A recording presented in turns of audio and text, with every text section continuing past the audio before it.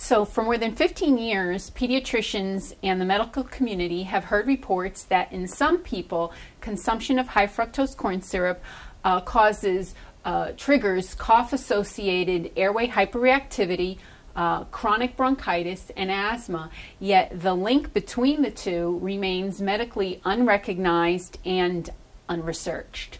Even though pollution rates and smoking rates are going down, asthma rates are still going up. There are scientists that say something else is wrong, but they don't know what. Researchers report that 10 to 30% of individuals cannot properly absorb fructose. We also know that fructose consumed in excess of glucose, as occurs in HFCS, transport differently than sugar. The high fructose corn syrup industry would like you to believe that HFCS is just like sugar, although scientists would say that it's different because it's absorbed differently in your body than sugar. Despite the alarmingly high rates of fructose malabsorption in adults, very few studies have been done to assess the condition in children.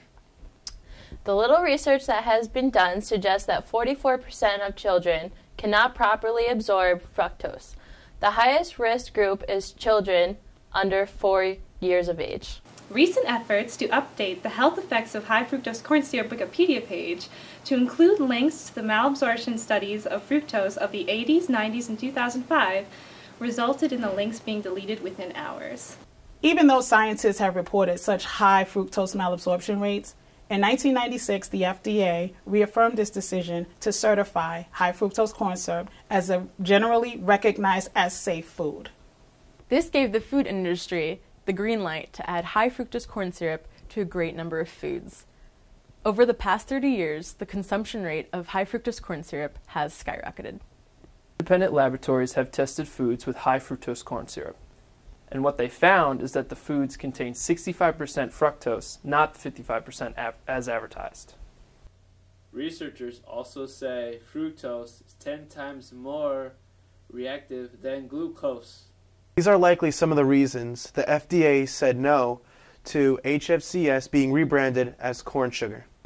While the adverse health effects of fructose malabsorption have remained off the medical and scientific radar, more recent research linking it to chronic disease and symptoms of metabolic syndrome and hypertension has prompted some companies to begin to include words like does not contain high fructose corn syrup on their labels.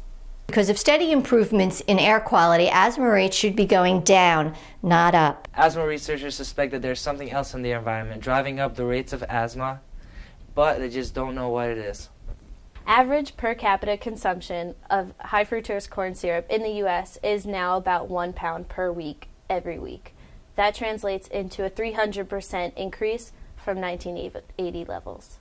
Today, more than 7 million kids suffer from asthma. That means that 1 out of every 10 kids has asthma. Alarming as these rates are, they're even higher among black children. In 2009, 1 of every 6 black children had asthma. That means that 17% of non-Hispanic black children have asthma, which is the highest rate amongst all racial and ethnic groups. Not only are the asthma rates highest in black children, the incidence and prevalence of asthma rates in black children continue to rise faster than any other group. In 2005, 8.9% of children in the United States had asthma. In 2007, 29% of the kids with a food allergy also had asthma. Rates of asthma in adults are similarly staggering. More than 26 million adults suffer from asthma. The medical costs due to asthma amounts to more than $56 billion annually. You've just heard of case reports linking consumption of high fructose corn syrup with asthma, and in fact one of those case reports is of our family, our daughter. We learned of that link more than 15 years ago. She was a little over 1 when her symptoms began, and it took us a good 3.5 years to figure it out. We learned of the link through a rigorous food elimination diet.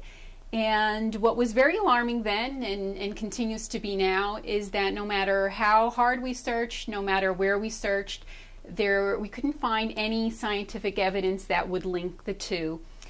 Yet we were able to control her symptoms by way of ensuring that her diet was free of foods containing high fructose corn syrup.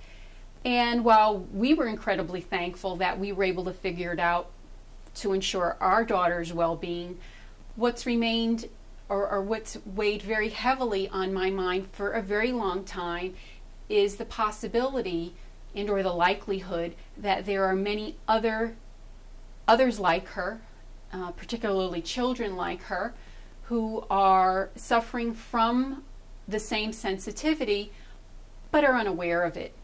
So with the goal of putting a biochemical face to how it's possible that you can consume high fructose corn syrup and have it activate the immune system, whereas when you consume sugar, you don't observe the same symptoms are not observed. How is it possible? Because in fact, sugars don't elicit an immune response. At least that's conventional wisdom. Proteins do. So I embarked on a course of study to put a biochemical face to the link, and I just completed that goal this past May, having earned a Master's of Science in Biochemistry and Molecular Biology. I immersed myself for years in the study of fructose, all that is known about fructose. And the hypothesis that emerged is the possibility that in some people, elevated levels or unabsorbed levels of fructose in the intestines, in the digestive tract, could create a situation wherein the reactivity of fructose modifies dietary proteins, transforming them into digestion-resistant fragments that go on to become antigens or allergens or immunogens that could travel to tissues of the lungs and trigger the symptoms that we observed. So scientists who reviewed my work have confirmed the scientific merits of the hypothesis. My advisor has strongly encouraged me to not let the work sit on a shelf and collect dust. So I'm transforming the 85-page paper into an easy-to-read book titled Killing Me Sweetly.